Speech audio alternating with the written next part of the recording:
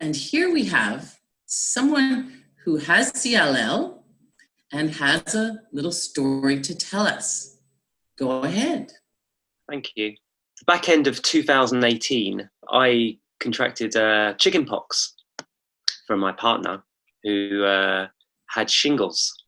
And so I'd always been told that I'd had chickenpox as a child. So I didn't realise that you could get it again, which apparently you can.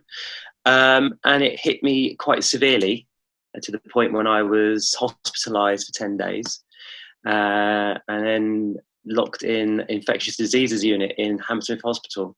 The chickenpox was very severe and everything was going wrong. I had infections, secondary infections, pneumonia. It affected my liver, my eyes. It was very bad. And they didn't know why it hit me so bad. I know that in chickenpox in adults is quite bad anyway, but it was quite severe in me. And after a month or so, I started feeling better and my spots had finally fallen off. Scabs, I should say. I went to my doctor just to have my 40-year-old MOT done, just to make sure I was A-OK and back from chickenpox. And then 2 days later, I got a phone call saying, could you come in now? I was like, I'm at work. Can I come in tomorrow? I said, no, yes, but come in straight away. So I went to see my doctor and they said that there was an abnormal reading with my white blood cells and asked me to do the blood tests again immediately and would be seen at hematology within 2 weeks. With no reason why I need to go to hematology in 2 weeks. So obviously I got a bit nervous, went home, did my Google research, which you shouldn't do. And then had an appointment 2 weeks later at Hammersmith Hospital, where it was then I had more blood tests and I met my hematologist who mentioned there was a possibility that I may have CLL. But to come back for another appointment. And then that was delayed and over Christmas of 2018. So my appointment was at 9:15 on the 2nd of January, being told that I had CLL, and just being given a handout and just told to book an appointment for 3 months' time. And that was it, which wasn't that lovely.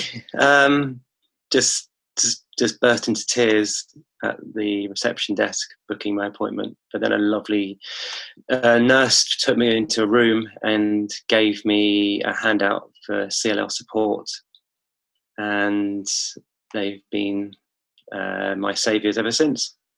So fast forward to January of this year, my colleague that I share a room with is from Hong Kong.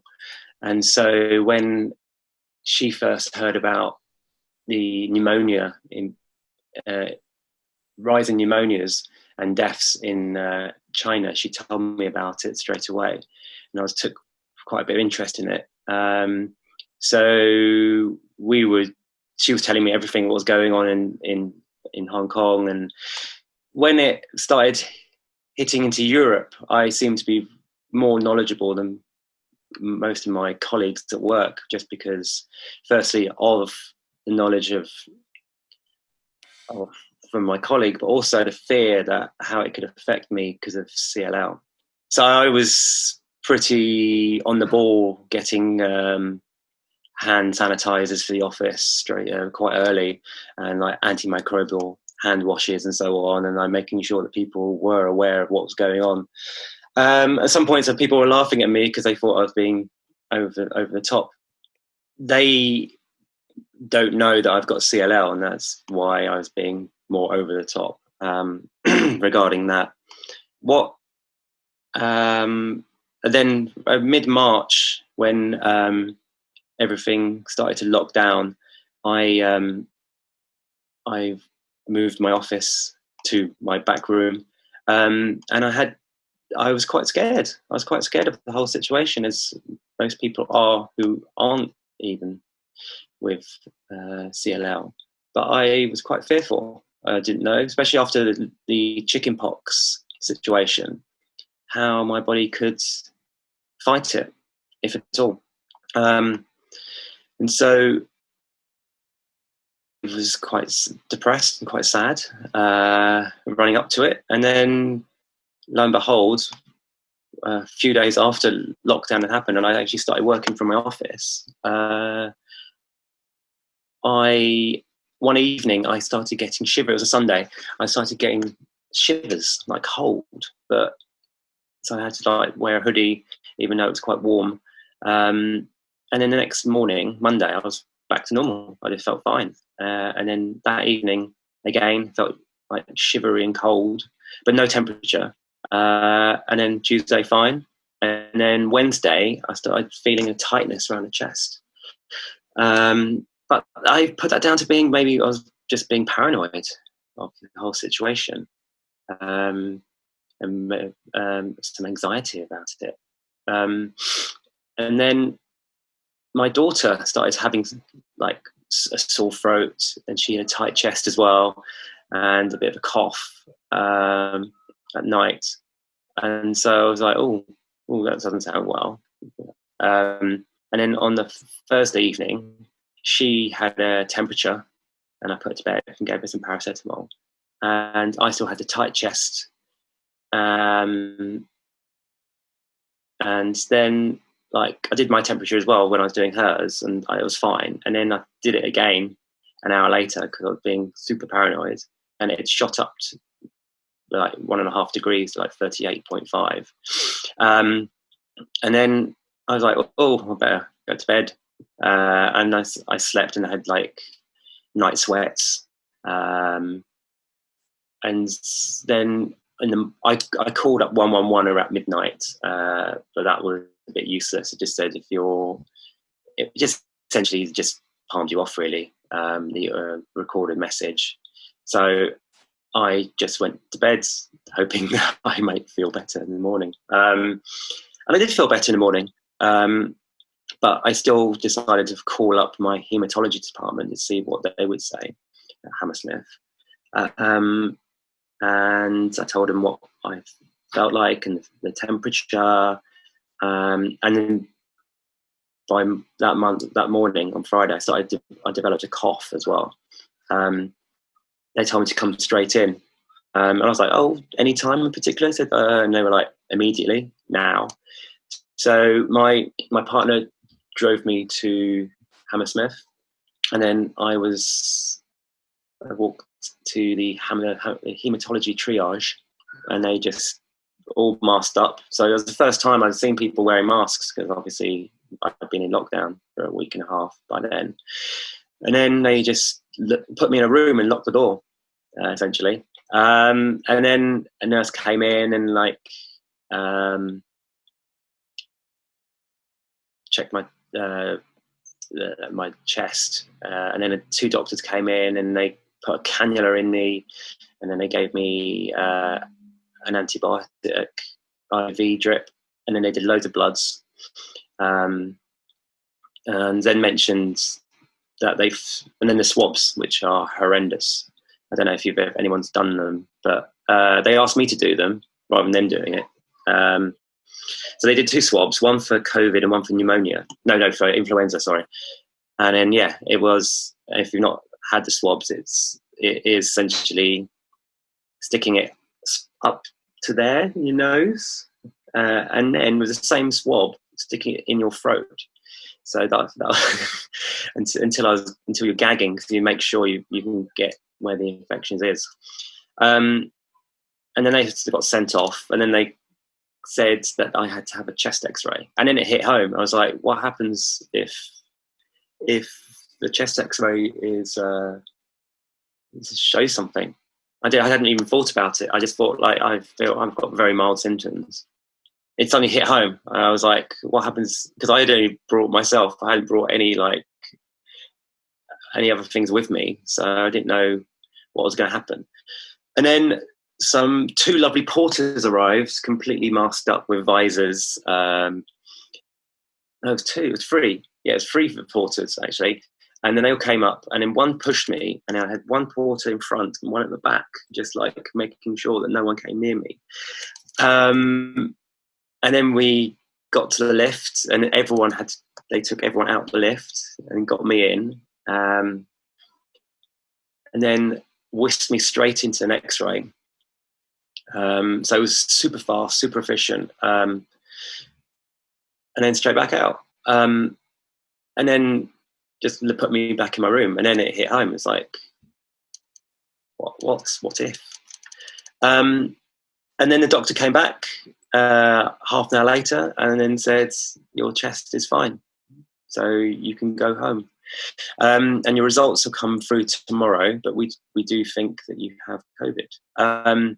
Then they gave me 2 antibiotics to take home with me. What were they?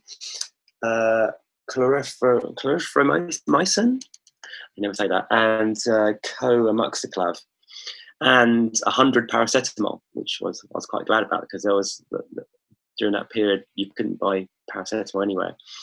And then I went home. I got picked up and went home, and my cough developed after that, and then it got worse during the day. And very tight chest, like it felt like someone had put a belt around me and then tightened it up. And then Saturday morning, I felt way better again. Still tight chest, but I just felt like it was like a roller coaster of like symptoms. And then I'm on Patient Knows Best, and so I get all my results emailed to me immediately as soon as they're done. And so same with my CLL results. And so I got an email, so I clicked on it at like midday, and said COVID positive. And then within, I'd say, an hour of that, Hammersmith Hospital called me up just to tell me that I had COVID, and then they kept on asking how I was and asking my symptoms and making sure I was okay, and then and said if I needed anything, just to come straight back in, just to call them up and to come straight back in. And